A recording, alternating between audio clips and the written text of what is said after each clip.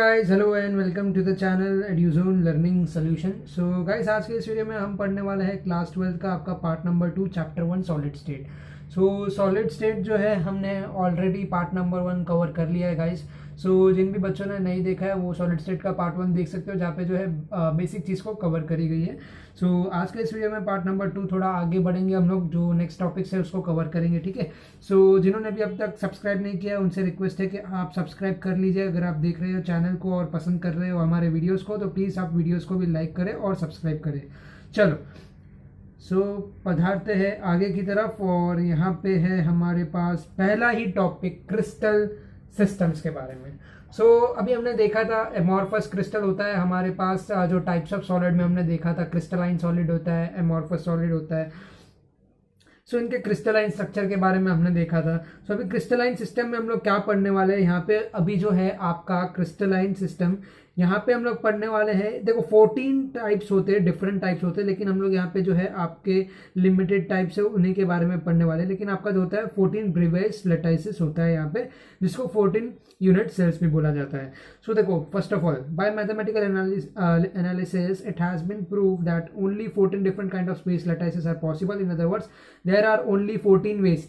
इससे ज़्यादा वेज आप बना ही नहीं सकते एक क्यूब को लेकर, या फिर कोई भी आपके पास जितने भी लैटिस के अगर मैं स्ट्रक्चर आपको पढ़ाने वाला हूँ, अगर आप 14 वेज से अगर आप ज़्यादा बना सकते हो तो मुझे कमेंट बॉक्स में ज़रूर बता देना, ठीक है। So only 14 ways is possible with similar point can be arranged in a 3 dimensional order में उसको अरेंज किया जा सकता है यहाँ पे। This 14 lattices which describe the crystal structure are called Bravais lattices. So जो ब्रेवियस लैटिसेस है उसी को हम लोग जो है जो 14 अलग अलग डिफरेंट स्ट्रक्चर में हम लोग रिप्रेजेंट करते हैं, उसी को हम लोग क्या बोलते हैं यहाँ पे, ब्रेवियस लैटिसेस बोलते हैं। So 14 Bravais lattices are divided into 7 crystal system. ये जो है 7 क्रिस्टल सिस्टम में अगेन डिवाइडेड है। The possible combination of lattice point spacing A B and C, A में बता चुका था आपको लास्ट के वीडियो में, एक्सिस भी बता चुका हूँ, alpha beta gamma between this axis give rise to 7 crystal system. In other words, 7 crystal system are associated with 14 Bravais lattices and also called as 14 unit cell. एक एक करके देखते हैं डायग्राम में। देखो क्यूबिक का आपको दिया गया है, ये आप याद कर लो, ये आपको याद करना पड़ेगा। A equals to B equals to C, इसका डायग्राम आप देख सकते हो, ठीक है। सो यहाँ पे देखो आपको क्या दिया गया, alpha is equals to beta is equals to gamma is equals to 90 degree, आप देख पा रहे हो यहाँ पे। और जो टेट्रागोनल है, अभी टेट्रागोनल में कैसा है, यहाँ पे आपको जो a is equals to B but not equals to C.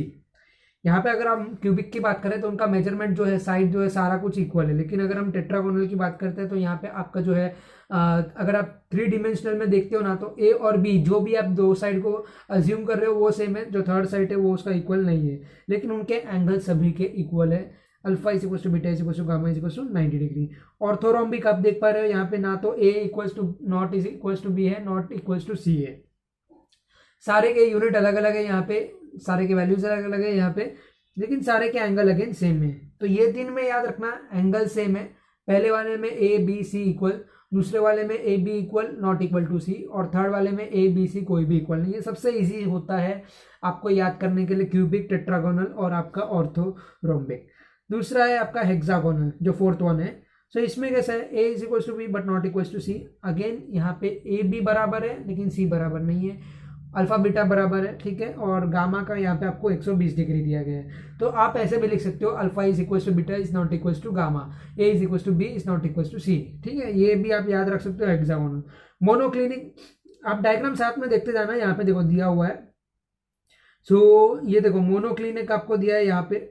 So monoclinic में क्या है, ए बराबर नहीं, बी बराबर नहीं, सी बराबर नहीं, सारे अलग अलग है, लेकिन आपका अल्फा और गामा जो है 90 डिग्री है, बीटा आपका 120 डिग्री है।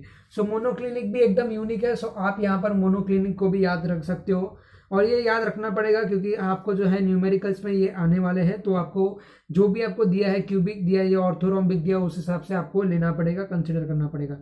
ट्राइक्लिनिक में कैसा है, ट्राइक्लिनिक भी अगेन ईजी है, A B C all are not equal, alpha beta gamma all are not equal to 90 degree. तो ट्राइक्लिनिक भी आप याद रख सकते हो। मोनोक्लिनिक आपका यूनिक है यहाँ पे, ये भी याद रख सकते हो यहाँ पे। अगला आता है आपका ट्राइगोनल। ट्राइगोनल में कैसा है, ए बी सी इक्वल है, अल्फा बीटा गामा भी इक्वल है, but not equals to 90 degree. So ये आप देख लीजिए, आप 3 से 4 बार आप कॉपी में लिख दोगे तो आपको याद हो जाएगा, ठीक है। यहाँ पे तो ये स्ट्रक्चर आपको याद रखना है जो कि आपका ब्रेवियस लटाइसिस है, ठीक है। सो आप जो भी इसको प्रोनाउंस करो सबका अपना अपना अलग अलग तरीका होता है। सो 4 टाइप्स ऑफ यूनिट सेल है आपके पास। बॉडी सेंटर्ड आपको दिया गया है जिसको हम आई से यहाँ पे रिप्रेजेंट करते हैं, साइड में देख सकते हो, देखो यहाँ पे लिखा हुआ है। फेस सेंटर्ड है, यहाँ पे आप एफ से रिप्रेजेंट कर सकते हैं, और सी को आप रिप्रेजेंट कर सकते हैं साइड सेंटर से, ठीक है। सो ये प्रिमिटिव पी बोले तो सबका प्रिमिटिव ऑर्डर हुआ यहाँ पे, ठीक है। आगे बढ़ते हैं, देखते हैं अभी और क्या क्या है यहाँ पे टॉपिक आपके पास। अभी हम पढ़ेंगे यहाँ पे क्यूबिक सिस्टम के बारे में पढ़ने वाले हैं, चलो ठीक है। सो क्यूबिक सिस्टम क्या होता है आपका, यहाँ पे there are 3 kind of unit cells in cubic system. 3 type के यूनिट सिस्टम जो आपका है यूनिट सेल में होते हैं। 3 kind of unit cells in cubic system, primitive, simple, primitive और सिंपल आप बोल सकते हो, एससी, बीसीसी और एफसीसी। ये होते हैं आपके 3 अलग अलग टाइप के यूनिट सेल होते हैं, ठीक है।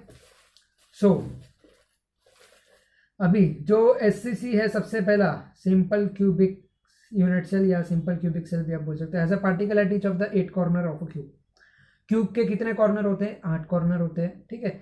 सो ये एससीसी बोले तो हर एक कॉर्नर में प्रेजेंट होता है। बीसीसी बोले तो क्या हुआ, देखो ये रहा, ये आपको इस तरीके से मॉलिक्यूलर डायग्राम बताया हुआ है। ये आप सॉलिड डायग्राम में देख सकते हो, 8 दिया है ना। और ये आपका जो एक्चुअल क्यूब का स्ट्रक्चर दिया है जिसमें इन्होंने डॉट के थ्रू बताया और इजीली आप समझ सकते हो। 8 कितने, 8 अलग अलग है यहाँ पर, ठीक है। सो बीसीसी क्या है, BCC has particle at its 8 corner and an additional particle in the centre of the circle.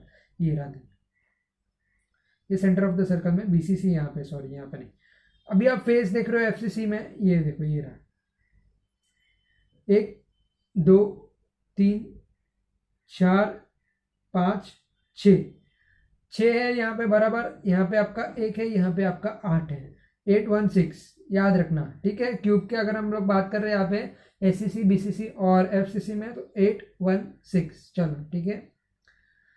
अभी यहाँ पे देखते हैं हम लोग number of particles in cubic unit cells. Number of particles देखेंगे, देखो ये सिंपल आप रीड कर लो, मैं यहाँ पे आपको लास्ट स्टेटमेंट फटाफट समझा देता हूँ कैसा है।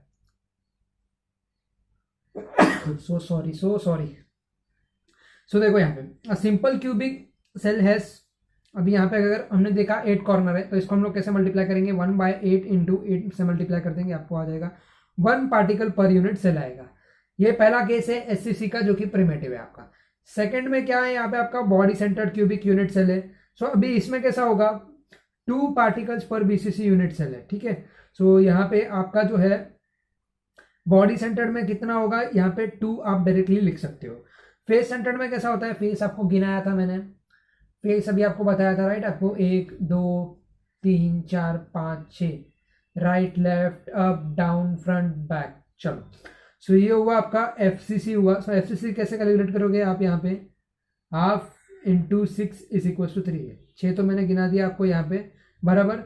अभी हाफ ऑफ ईच फेस है ना, particle belongs to the given unit cell. So यहाँ पे हाफ क्यों बोल रहे हैं, क्योंकि हम लोग फ्रंट बैक को यहाँ पे जो है एक कंसिडर करेंगे तो आधा और आधा लेना पड़ेगा यहाँ पे। सो 1/2 × 6 से आपको मल्टीप्लाई करना पड़ेगा, है ना। सो इस तरीके से हमारे पास ये आ गया, 2 पार्टिकल्स पर बीसीसी आया हुआ है। देखो इन्होंने यहाँ पे एक्सप्लेनेशन भी दिया, आप इसलिए मैंने कहा आपको, आप रीड भी कर सकते हो।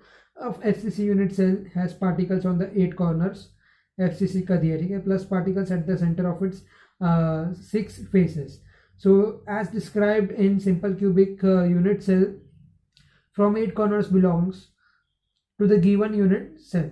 So आप यहाँ पे डायरेक्टली कैसे कर सकते हो, आपको देखो यहाँ पे दिया गया है, इन्होंने कैसा दिया है, 8 कॉर्नर दिया हुआ है बराबर। सो हाफ ले लोगे आप तो उसका कितना हो जाएगा, यहाँ पे 1/8 लिया है क्योंकि टोटल 8 अलग अलग कॉर्नर है, और अलग अलग कॉर्नर्स पे मतलब क्यूब पे टोटल 8 है। सो 1/8 करोगे। अभी यहाँ पे जो एफसीसी है उसमें इन्होंने फेस को लिया।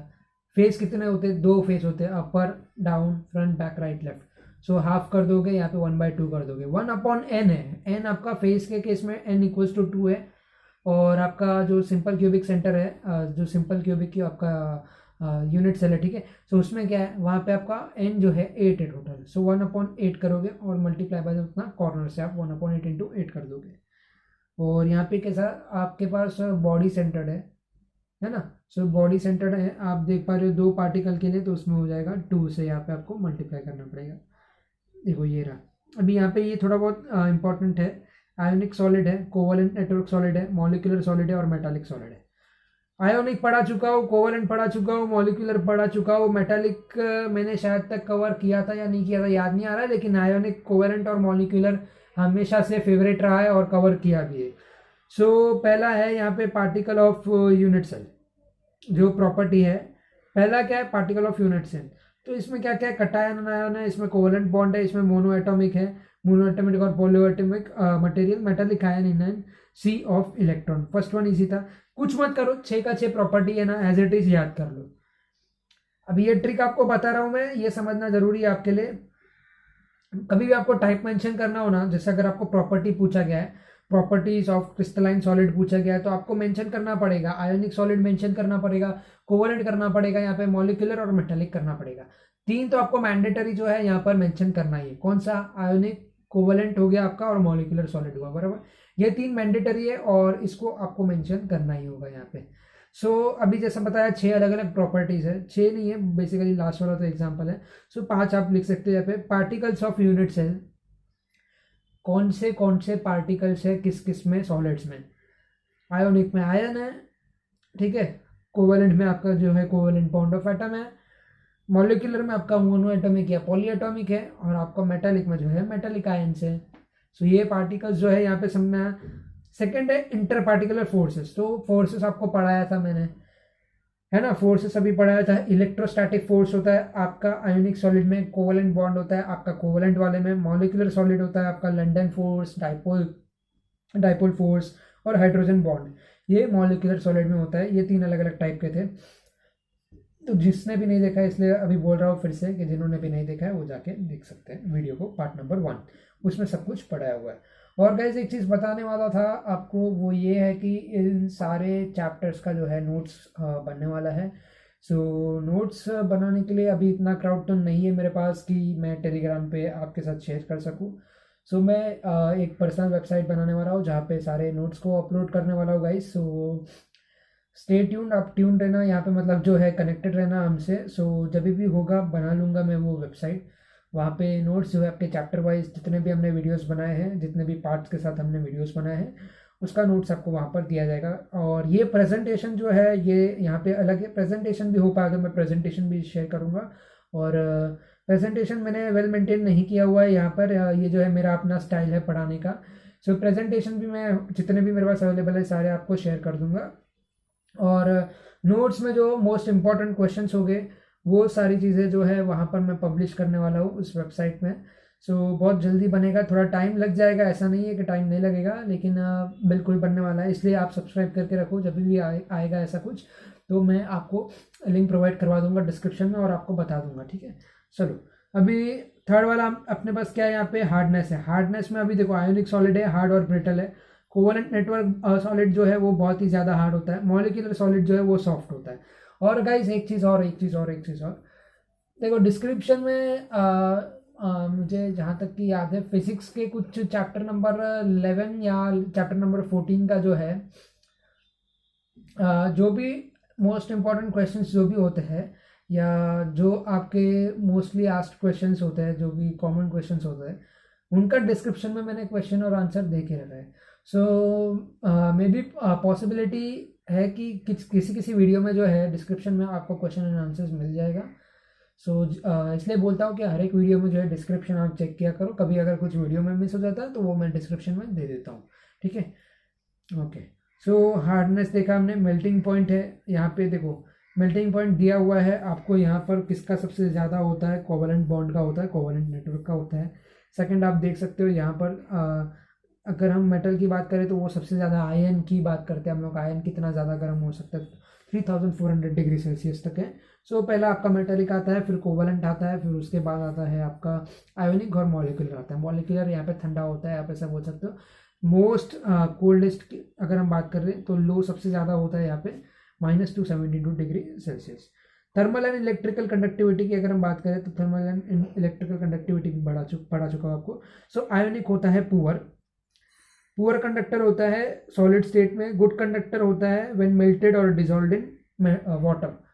जब भी उसको डिजॉल्व किया जाता है वाटर में, तभी जो है वो यहाँ पर गुड कंडक्टर बन जाता है, नहीं तो फिर वो जो है पुअर इलेक्ट्रिकल कंडक्टर में उसको गिना जाता है।